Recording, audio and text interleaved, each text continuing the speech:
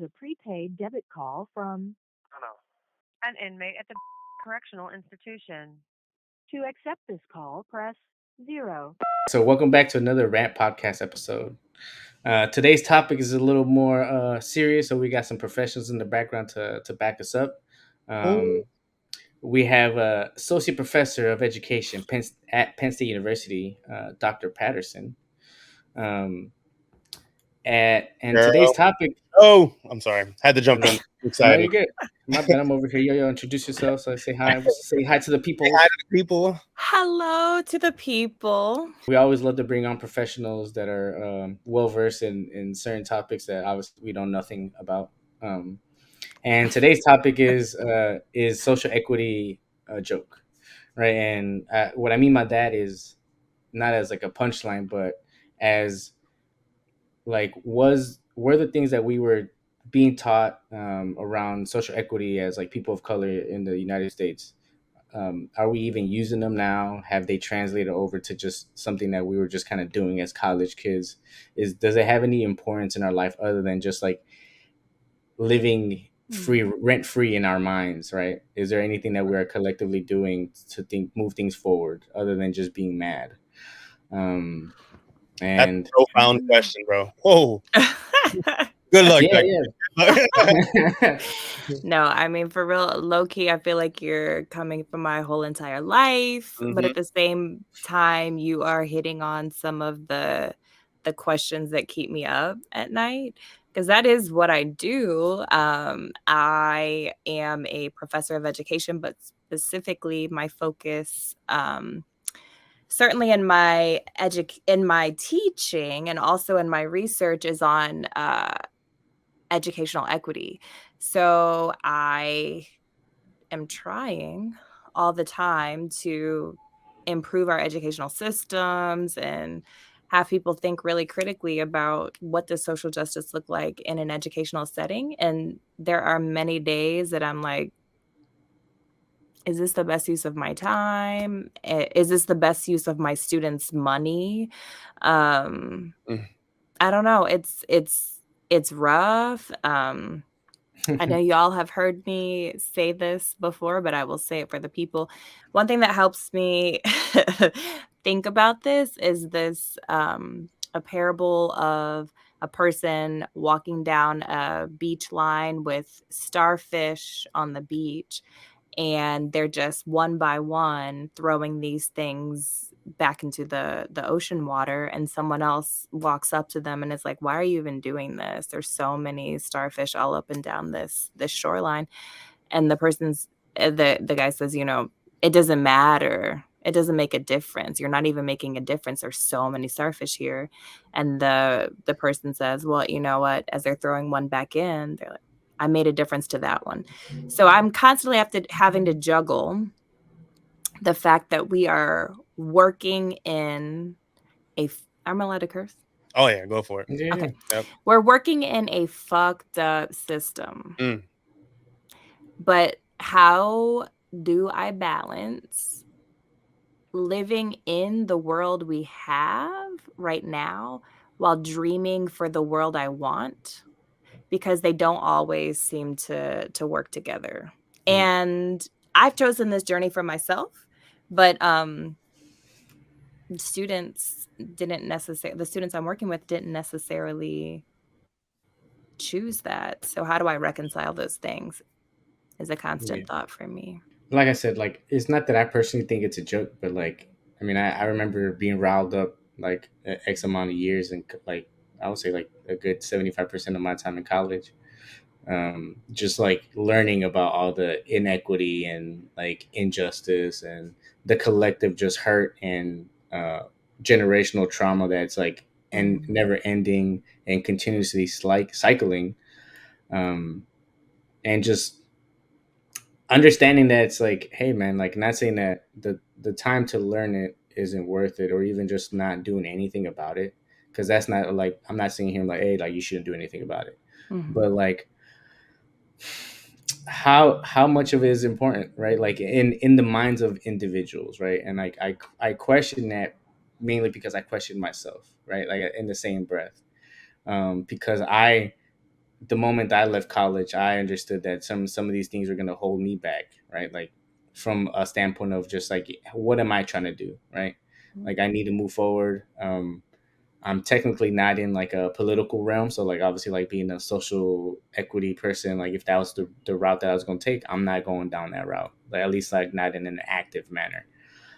So anything I'm doing, I'm just trying to make money. So like, how much is that like really effective in the life that I'm living, right? Like, how much does that really help me? How much does that really hold me back? And just weighing things out as an adult, right? Like, and that's when I started even looking in was it retrospective or introspective, whatever the word is. So just like, Intro, yeah, retro. yeah, just like self-reflecting on like, hey man, like, yo, was that really just me, or was that something that I was just like willing to live with for that time? And I'm just like looking at it as like an old toy that I don't want to play with anymore. Mm. So You know, it's crazy because I feel like, all right, for we all really entered the world of academia, getting into this college thing, right? And I feel like the life of most college students, especially when you're a college student of color, an individual that comes from some of these marginalized groups, right, with histories of all types of injustices and atrocities, right? Like you go to school, and before you get there, you really don't know much, right? You're school K-8, K through 12 doesn't really cover anything that's worth a damn for real. I mean, yeah, like we mentioned earlier, like in our Unless you have a good teacher. unless you have a good teacher, right? And of course, I understand that. Hey, there's people out here doing it right by y'all, doing right by y'all, right? And I definitely have had teachers like that. But right, it seems like the journey is always, you go to school, you do these 12 years. You know what I mean? You give it what you got, right? They teach you all about American history. You don't really learn too much about anywhere else. It's just like we're the only ones here. You know, you you get to college and then you learn the truth. And when I say truth, it's not necessarily that we learn truth. We're just learning a much more in-depth version of the same story. Mhm. And of course, we're yeah, getting a lot of other pieces added on.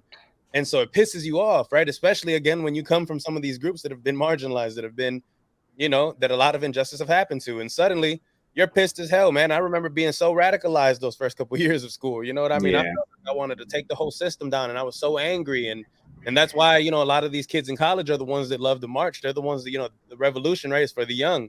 yeah, And so, but then you do that for a couple years and it gets tiring because you realize that nothing changes, right? It's so hard to get the change that we're looking for. But does that really mean the fight isn't worth it, right? Mm. We definitely need people out here fighting the good fight, right? Again, I got all these quotes in my head that I don't really remember who who said it. But just like but what you do on this planet may seem insignificant, but it's still important that you do it anyway, right? Mhm. It may seem like it's not worth it, but you got to do it anyway because like Ashley said, right?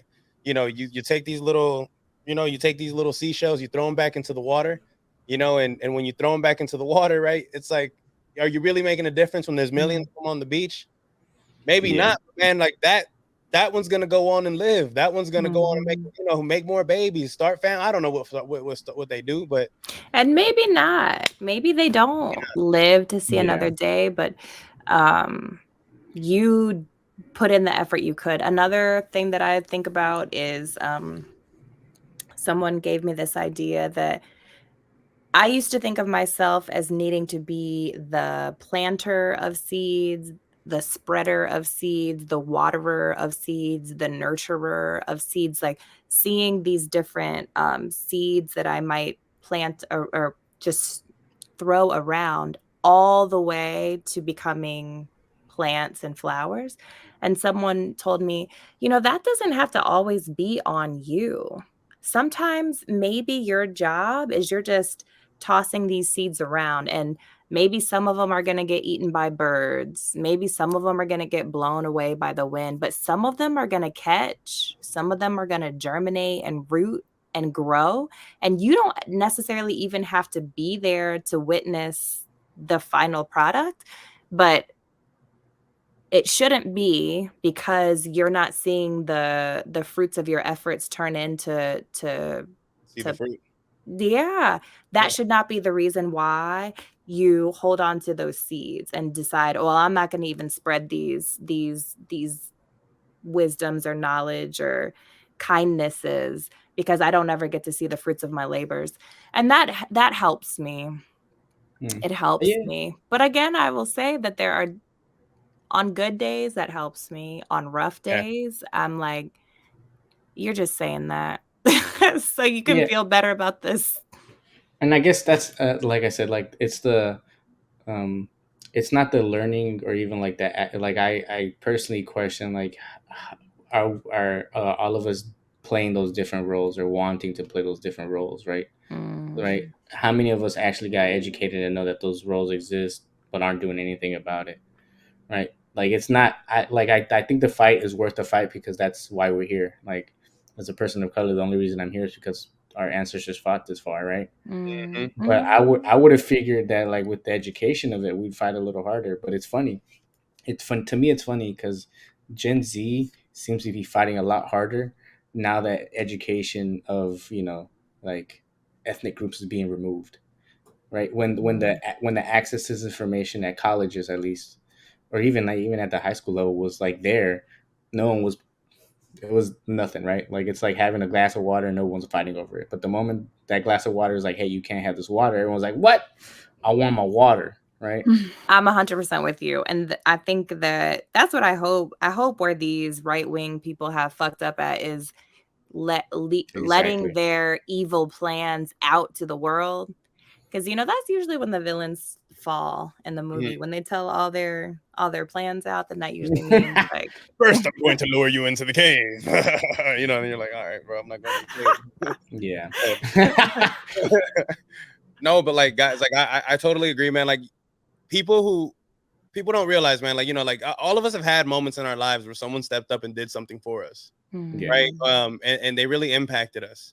And 100%. in those moments in your life where you get impacted, really change everything, right? And you're so grateful for it, right? And and a lot of people do realize, like, man, without this person, I probably wouldn't have been here. I wouldn't have gotten here. And you see that, especially when you're looking at it in hindsight. But like, that's why I think the fight's worth fighting. You know what I mean? Because again, it's this domino effect that you're seeking. You want to be able to, like, affect one person and just hope that it grows. You want, like, again, like a family tree, right? I have my son has sons, his sons have daughters have more sons, like, more daughters, more sons, more daughters, more sons, and boom, you got, you've impacted a million And people. we're here. That's why we're here, right? And that's what I'm saying. Like, Yeah. it has to work like that. And that's why, like, like, I work in a place where I work with people who are jacked up. I work with people who really got, a lot of things happening, a lot of barriers, right? And I say jacked up, but, and I say that with such love, man, because it's hard to see people go through the people who have gotten a jacked up hand in this poker game of life. Yeah, people who just didn't have a chance from the beginning. And those kind of people, they're worth working to make better. You know what I mean? And, like, and when I say those people, I'm just saying the people that I work with, right? Like, the individuals that come to the doors of my agency, right? Who want me to help them remove these barriers that just won't let them be great, that won't let them strive, that won't let them achieve a level of self sufficiency, right? And like, every day the fight is hard. Like, every day I come in and I'm just like, this is rough today. Like, I don't really feel like doing this today. Um, Whatever the case may be. And then I see the results, right? Then I see, like, when it works, when it actually goes right. You save somebody. They were drowning and they were reaching for help, and you were able to grab them and bring them up. And those are the moments that make it all worth it, man. 'Cause there's definitely days when I don't want to go in because I'm wondering if it's even worth it. But then some shit like that happens and you're like, man. And I wonder some days if I hear you saying, you reached your hand out and saved them. And I think about it a little bit differently, that some days you were able to whisper the right thing that let them remember that they have wings. Yeah, that's even better. Because Because now those gifts, they are innate. As human beings, we have values and strengths that are no one can take away from us, but the system that we live in tries every day to make us forget. And I often caution myself, like when I hear people sometimes talking in social justice spaces about how they give voice to other people, I'm like, no, everybody has a voice. It's just, do you have a platform from which your voice can be heard? And I'm not saying that to, like, you know, I'm not shitting on you. I know you work hard and but I think that it is I constantly struggle myself with the idea of, like, what does this PhD mean? Because I worked hard for it. That's not a lie. I spent a lot of sleepless nights on the way to getting this PhD, but at the end of the day, I really don't care. If I would not want that to be the thing that is engraved on my tombstone. I want somebody to feel like my life enhanced their life. I don't care about these other things. My 12-year-old, well, he'll be 12 tomorrow. Happy birthday, Davis, ahead of time. But when we're in public and someone we see calls me Dr. Patterson, he has this smirk or kind of a chuckle, and I'm like, what is that about? And he says, ugh, they don't know you're so regular. He called you basic.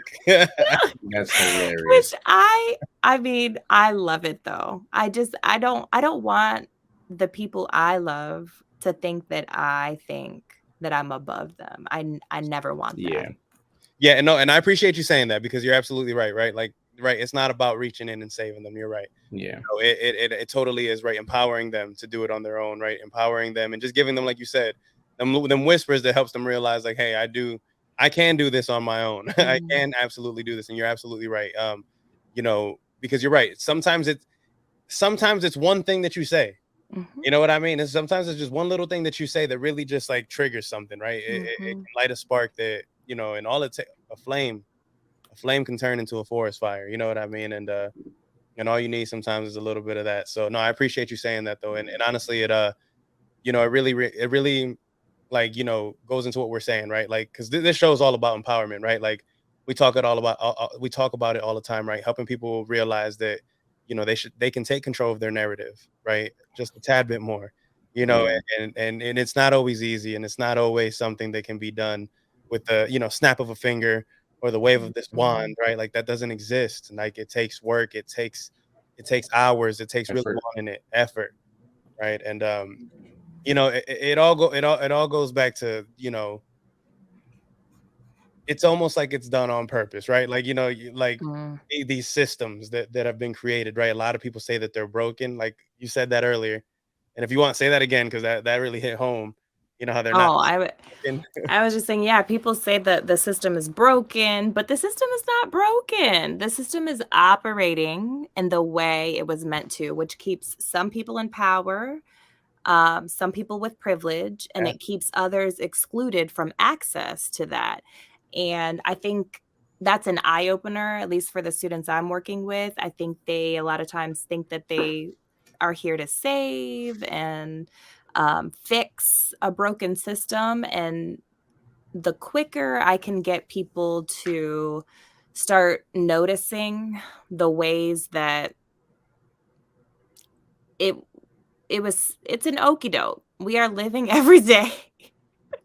I've been new. That's how You're just saying it. We calling a spade, man. Question everything. Question everything. Nothing that we interact with is happenstance. It all has been organized in a way to keep itself propelling. You know, I tell people all the time, guys, it's not a conspiracy. Like it's in your face. Like they're like, you know what I mean? Like it's in your face. Like they're not even trying to hide it anymore. Like not everything, right? Like I mean, you know, the damn world ain't flat. Like, you know, chill out, you know, but but you know, but yeah, but like I mean, honestly though, like, you know, there's so many, you know, like when it comes to like, oh my God, they're trying to keep us poor and they're trying to keep us stupid. Like, yeah. Yes, they are. You know what I mean? Like, absolutely. For sure. You think you want to run a nation full of intelligent people? Like, No. that would be tragic, right? Like you think that these you think that all of this you know, um lobbying, right? Which is just legal bribery. You think all of this stuff would be going on if like the populace really like knew what the hell was going on? You know what I mean? Oh, Like, hell no, no. that's not the goal. That Mm-mm. doesn't benefit the individuals who built this system, right? It doesn't benefit them at all to have individuals, right? So the point is that when you're going through these schools, right, all the K through 12, right? I mean, yes, they're teaching you a lot.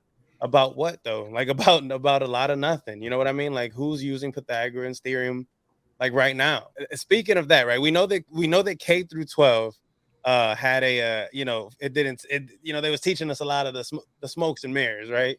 But we know that Dr. P also has some things in college that she just wants to see what our perspective is on it. Yes. So Dr. P, if you want to take us to the game, right? We're gonna play a small game. I guess she's gonna lay it on us. She's gonna let us know what she's going over in class.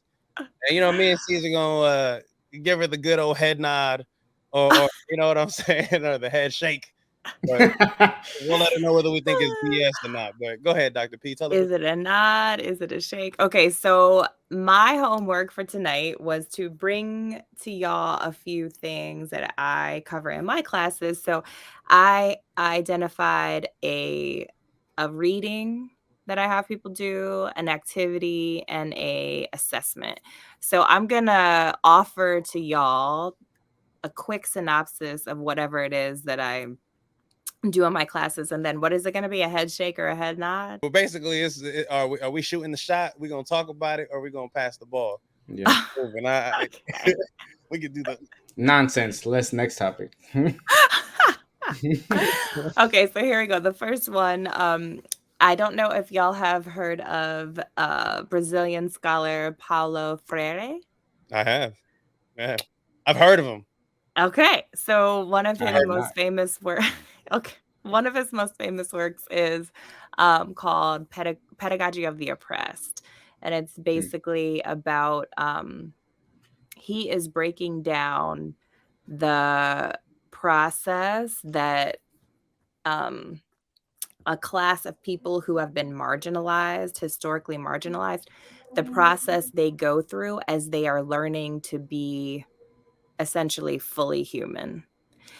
And some of the things that he talks about is how when you start to realize that you have been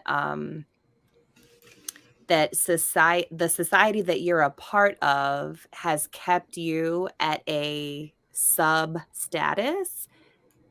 When you first realize that, it doesn't even seem real to you because society has done such a good job of uh, of tricking you into thinking that you deserve to be at the class status that you are, that when someone tells you, you know, you can be better, like there's really nothing that's the difference between you and these fools who are in power.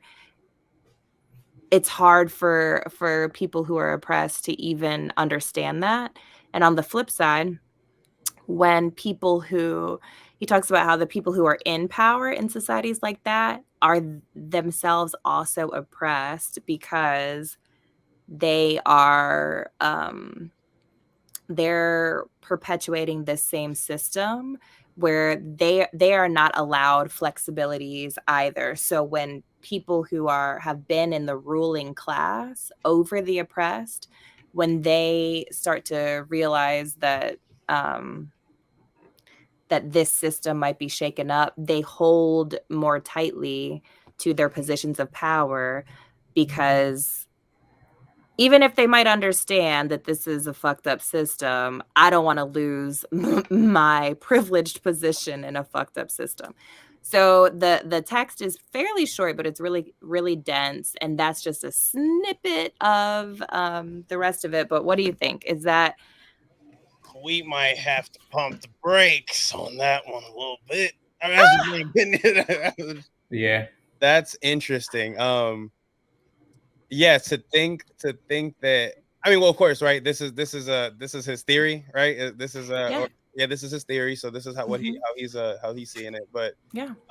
I can totally see how, because you're right, right? Like when you don't realize that you're oppressed, and then it hits you, like, right, like you realize like, oh shit, like, like it does seem like, more often than not, right? Like, people that look like me. It's like Neo in the Matrix, right? Like when he Red pill. first realized, he's like, "Yo, what's going on, bro?" And he's just like, "Yo, this is all fake." And he's like, "What? Yeah. No." I 100% use now. First of all, these disrespectful ass Gen Zers Ooh. have never seen The Matrix. They don't even know what I'm talking about.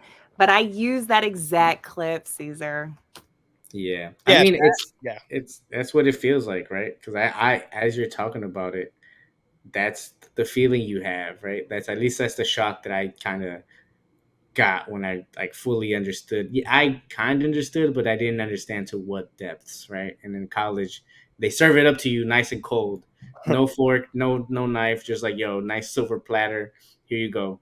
Take it in, and you're like, man, what is this? Like, you know what I mean? But and Caesar was there for my quote unquote awakening, right? Where I started realizing, like, wait a second, you're telling me that, like, oh snap, like, what's going on here? Like, and absolutely right, it does.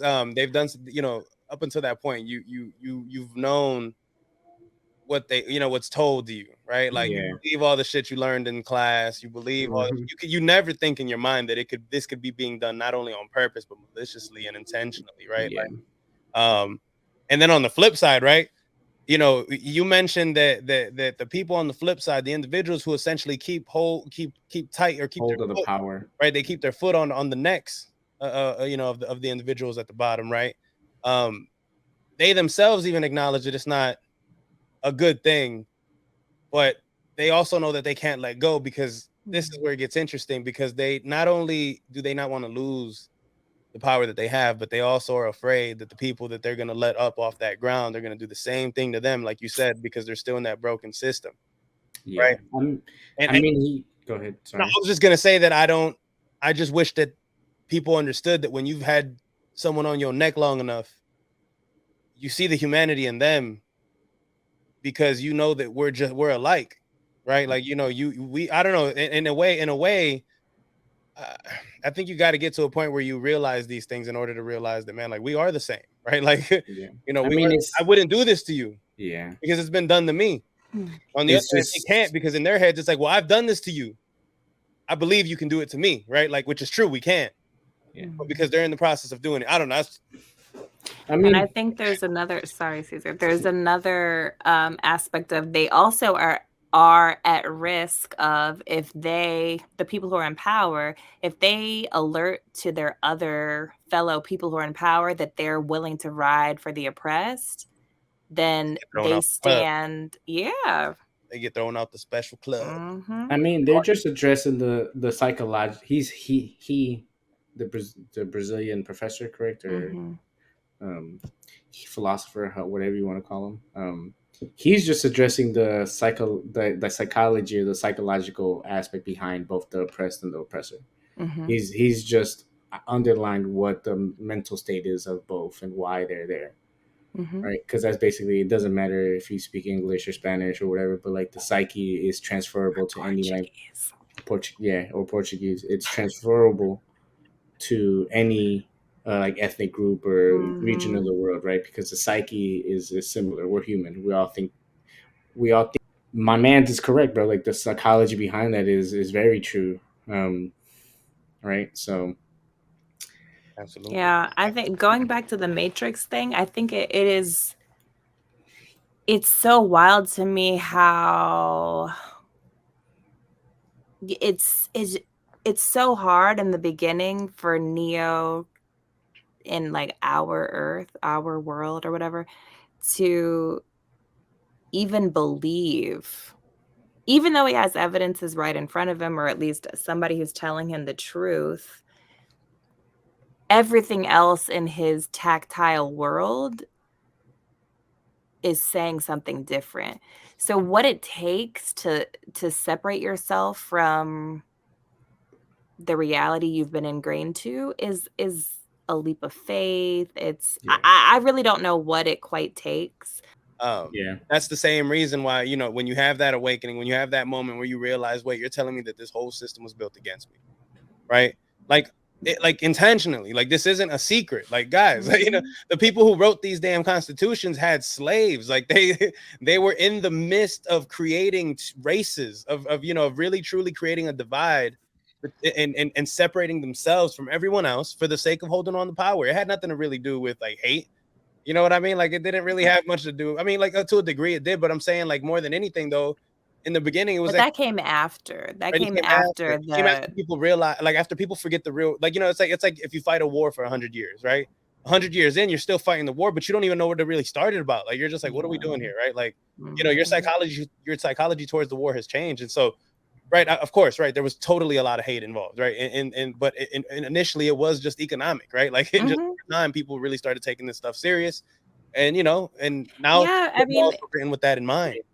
I if mean, you look at they always say that the root of all evil starts with the love of money. So, and if you look across time, slavery has been done before, yeah, but chattel American slavery was, mad different, yeah, and part of it was crazy because different. they were able to attach human worth, like to tie that up with slavery. Before, slavery was just like a kind of temporary condition, like, oh no, your people got, so y'all got to be slaves for a second, but not you deserve to be slaves and you are less than human. And to your point about this constitution and all this, I can't even bank at Fifth Third because it just reminds me too much of that whole That's three crazy. fifths clause. I Wait, can't do it. oh, are those two things linked? And maybe I don't think so, but I just don't even I'd be the understand why. craziest troll of all time. Like, I don't. I know, right? That But would why be would you do that? Fifth Third? That's I not even mean, who. don't forget Chase became Chase Bank because they insured slaves, and that's how they made the money. That's I how they did started. not know Yeah, that. yeah, yeah. oh, Chase Bank made a bajillion dollars oh yeah, that's off where the of. fortune came from. Oh Yeah. yeah, bro. Oh yeah. Look it up. Look it up. But anyways, this Scratch the what's surface. You're about to before find we some go right. into just this whole like, yo, what's racist, what's not, what's up, No. So hold on. Yeah, you had homework and you had more topics. Give us one Yeah, at least. I do. I'm like, are we about to do a part 2 or what? No, yeah, go ahead. What you think? yeah. What else you got? Hit me with it. You had 3. We only really touched 1. What's up? Okay, do you want me to go Pick into one. them now? Yeah, Yeah, yeah. do it. Okay, so here is an activity that I do with one of my classes that is specifically centered around social justice. Not all the classes I teach are, but I dare say the ones I like most are. But so I know that y'all have experience, or Jano has experience with the carceral state. And one of the things an activity that we do to try and expose students to the idea of, is our criminal justice system in place to punish, to rehabilitate, to provide solace to victims? What is it for? And then also, if you have quote unquote served time in the way that we have decided, if you violate society's rules, you need to be punished. What does that look like after you have served your time? So we have this activity that we have drawn from some other like, we didn't conceive of it completely by ourselves, but we have amended it to work with the class that we have, the size of class that we have. But it's called a re-entry simulation, Okay. where everyone in the class gets a profile of a fake person that gives some information about whatever was the crime they were sentenced for and how much time they served. And then we do a simulation as if you are getting released from prison on this day. And inside of you have your profile and your little envelope that you get. And you also have these different color cards, and you don't know what really represents what. But spoiler alert, you have some that represent like how much family support you have. Some represent money. She throws all Some the X factors represent, in there. I like that. yep. Some are like, are you a person of color or not? Was your crime classified as a violent offense or not? Are you a member of the LGBTQ community? So they don't know exactly what each of these cards are, but we go through weeks at a time where you have objectives every week. Like you need to go see your parole officer. You need to, well, first of all, you need to just get home and get to a place where you can stay. And some people have like no family, Nobody they can call. nobody they can call. So they're having to decide, like, am I going to try and find a, even like a homeless shelter to stay in? And we have, I feel like this explanation is going on too long, but they have to like roll shut up. They have to roll a dice to see, because a lot of these things are up to chance in some ways. They have to roll a dice and see. Ultimately, I would say every time we do this, about half of the people end up back in jail. That's crazy. The fact that if you hadn't got to that part, you know, like that's I was gonna say pass, right? Like, yeah, half the people end up back in jail. Like, oh crap. Yeah. Hey, and doesn't that follows the statistic that we actually dropped Yeah. on the Couple recidivism episodes. Yeah. a couple weeks ago, right? Where one of the statistics was that within 5 years, essentially half of 7 out of 10. or is it 7 out of 10? Wow, 70%. Yeah. Yeah, 70% of individuals end up back in prison. Back in jail. Jail. I mean, not jail, but 50% is telling. Yeah. But it's actually, you know, it's more. Even higher. It's even more. And so that's the only reason I wanted to pump the brakes, because I thought that was crazy. Because it's like, that affirms what we've been screaming, right? Like, yeah. But the real reason I was gonna say pass it, because hell yeah, you're right, absolutely. Is it hard when you get out? Fuck yeah. You know what I mean? Is everyone judging you because they think you're literally the worst scum on You're a criminal, bro. Like, I'm a criminal. When the people see the whole felony on the record, like, they're immediately like, whoa, pump the brakes, right? Like, they're pumping the brakes on me. Like, I'm like, no, they like hit the gas. I have this the zoom passes out of here. You know, no, and so no, absolutely though. Like the your sentence does not end, you know, Yeah. it never ends for some people, you know, unless you could get that stuff expunged. There is none of that. There is none. I mean that's cool. I might, you know, I know John will pump the brakes, but I'm like, I'd pass. You pass? Yeah, I'd pass. And I only pumped because that statistic at the end, man. She was like, hold up, like half of them end up back in jail. Like, all that to say that they all end up, like, you know, half of them end up back in jail. I was like, you know, the only way I would have said, like, yo, like, pump, you know, like those that ended up back in jail should get a failing grade. That's the only way. There has to, bro, real repercussions, dog. You know what I'm saying? Like this whole like fake going back to jail. I'm like, you know, I get to go back to my dorm after this. Like, that was fun. You know what I'm saying? Like, that's why I'd pass. I was like, it's like being fake poor. You know what I'm saying? Like, well, you get to play poor for a little bit. I don't really like it.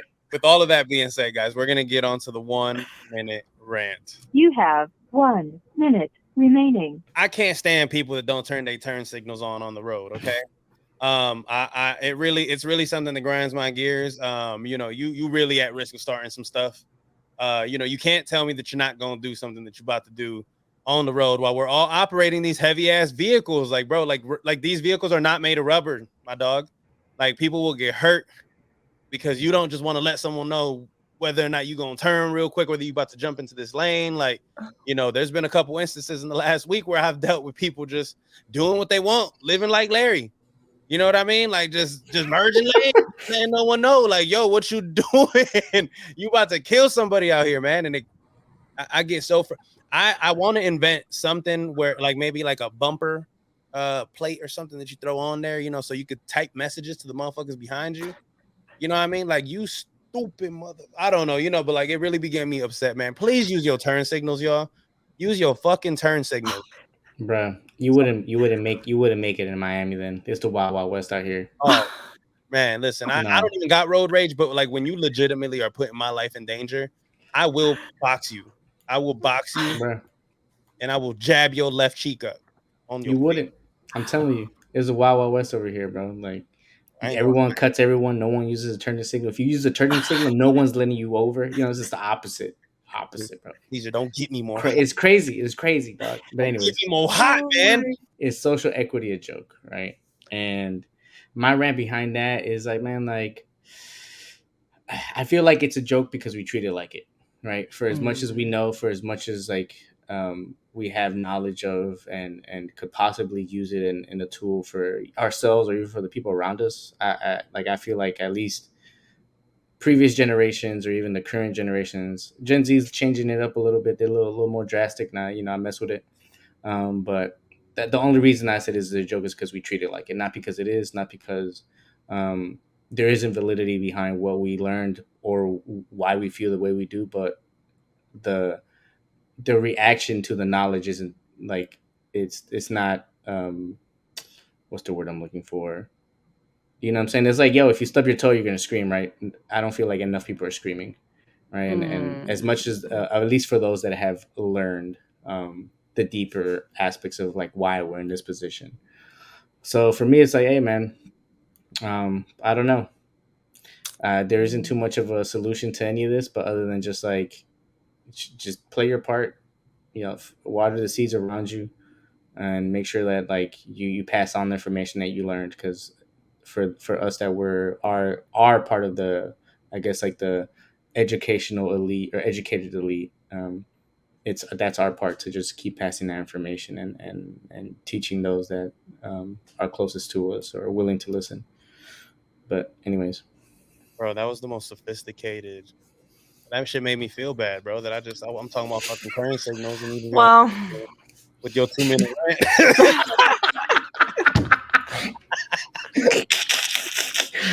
Dr. P. okay, well, I think I'm gonna take it back to Jono's vibe, because this is something that is truly on my heart, and I hope that nobody I know listens to this. Nobody, at least, who counts themselves in this group. Okay, I'm looking at the time. I got 1 minute. I want to rant against subpar local talent. Why do you think that because I came to this restaurant on a Thursday night that I need to be subjected to you just practicing? And I especially hate if I look over here and I'm like, I know you are a person of a certain age. I know you got kids at home. You got kids who are eating fucking Hungry Man meals so that you can be out here doing this bullshit, ruining my meal for this. Like, you probably park outside in the snow.